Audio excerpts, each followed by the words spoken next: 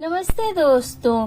Soft idli का स्वाद दुगुना चौगुना बढ़ जाता है जब हम सॉफ्ट गर्मा गर्म इडलियों को इस स्पेशल चटनी के साथ सर्व करते हैं। ये चटनी इतनी स्वादिष्ट बनती है और घर की चीजों से बनने वाली, मिनटों में बनने वाली ये चटनी इडली का स्वाद दुगुना चौगुना बढ़ा देती है। तो आज हम देखते हैं इडली स्पेशल चटनी बनाना। आपका श्वेताज भंसाघर में स्वागत है।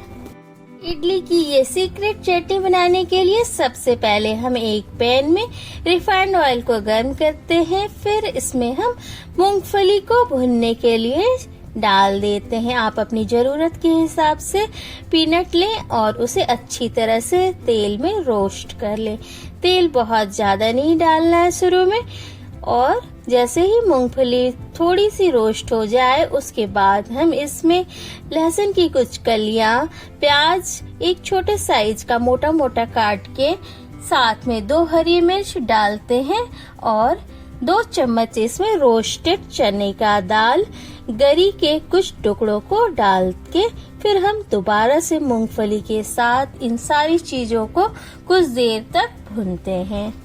लगातार चलाते हुए हमें सारी चीजों को अच्छी तरह से भून लेना है। मूंगफली अच्छी तरह से भुन जाए, इस चीज का ध्यान रखना है। फिर हम इसमें इमली के कुछ टुकड़ों को डाल देते हैं और उसे भी कुछ देर तक अब हम भूनते हैं। आप जैसा खट्टा पसंद करते हो उस हिसाब से इसमें इमली डालें और फिर इसे अच्छी तरह से भून लें।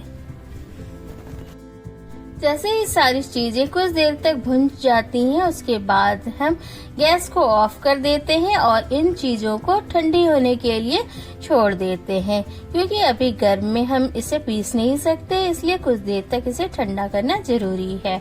उसके बाद हम दूसरे साइड में इडलियों को भाप में पकने के लिए डाल देते हैं, जिससे कि हमें चटनी के साथ गर्मा गर्म इडलियां खाने को मिले। उसके बाद कुछ देर के बाद ये सारी चीजें ठंडी हो चुकी हैं, तो हम अब इसे मिक्सर ग्राइंडर में डाल देते हैं और अब इससे हम चटनी को पीस के तैयार कर लेते हैं। आप ये सावधानी जरूर बरतें, जब भी आप चटनी बनाएं तो पहले मूंगफली और सारी चीजों को ठंडा कर लें। गरम में हमें चटनी पीस के नहीं तैयार करना है, क्योंकि ये काफी खतरनाक हो सकता है, इसलिए ठंडा हो जाने के बाद ही आप चटनी पीसें। जितनी चीजों को हमने भुना था उन सारी चीजों को जार में डाल लिया है और इनके साथ साथ हम कुछ और चीजें इस चटनी में मिलाएंगे, जिससे इस चटनी का स्वाद बहुत ही ज्यादा बढ़ जाता है। अब हम इसमें मिंट के कुछ लीव्स डालेंगे, अच्छी तरह से धुल के साफ करके, जिससे कि इस चटनी का स्वाद काफी रिफ्रेशिंग हो जाता है और देखने में भी कलर काफी अच्छा आता है। आप इसमें इस वक्त धनिया के पत्ते को भी डाल सकते हैं। साथ ही में स्वादानुसार नमक भी इसमें मिलाइए। शुरू में कम नमक डालेंगे, चटनी पीसने के बाद फिर हम इसे बैलेंस करेंगे। अब थोड़ा सा पानी डाल के हम इस चटनी को अच्छी तरह से पीस लेते हैं। साथ ही में दूसरे साइड जो इडली हमने बनने के लिए चढ़ाई है उसे भी बीच बीच में चेक कर लेते हैं कि अच्छे से पक रही है कि नहीं। उसके बाद ये चटनी पीस के तैयार हो चुकी है। बहुत ही अभी ये चटनी गाढ़ी है, इतनी गाढ़ी ये चटनी यूज नहीं की जाती है, तो हम इस चटनी को पहले एक बर्तन में निकाल लेंगे। उसके बाद इसे पतला बनाएंगे। इतनी गाढ़ी चटनी हमें नहीं चाहिए। अब जार से सारी चटनी को हमने एक बर्तन में निकाल लिया है और अब जार को हम थोड़ा सा पानी डाल के अच्छी तरह से इसमें जो भी एक्स्ट्रा लगा हुआ है चटनी उसको धुल के इसमें डाल देते हैं और अब हम इस चटनी को मिलाते हैं इस पानी के साथ, जिससे कि ये चटनी पतली हो जाएगी। और दूसरे साइड में हम चटनी का तड़का तैयार करते हैं। इसके लिए अब तड़के के लिए हम सबसे पहले सरसों का तेल या रिफाइंड तेल गर्म कर लेते हैं। तेल अच्छी तरह से गर्म हो जाना चाहिए, कच्चा नहीं रहना चाहिए, इतना हमें तेल को पका लेना है।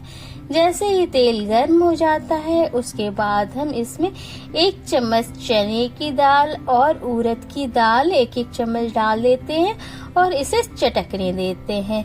जैसे ही हल्का सा ये पक जाता है फिर इसमें हम सूखी लाल मिर्च डाल देते हैं और 1 चम्मच राई या काली वाली सरसों डालते हैं। अब राई या सरसों को अच्छी तरह से चटक जाने देते हैं और सारा ये जो तड़का है जब ये पक जाएगा तो तैयार है। अगर आपके पास करी पत्ता हो तो इस समय करी पत्ता जरूर डालें।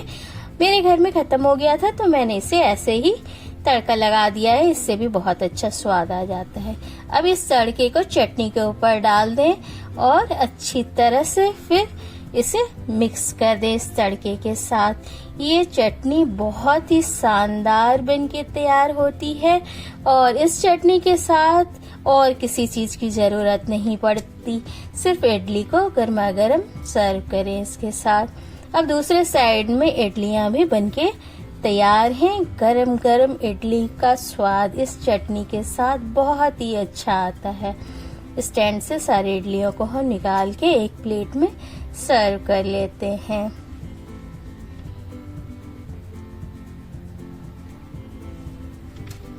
गर्मा गर्म इडली एक एक करके हम अच्छी तरह से प्लेट में सर्व कर लेते हैं।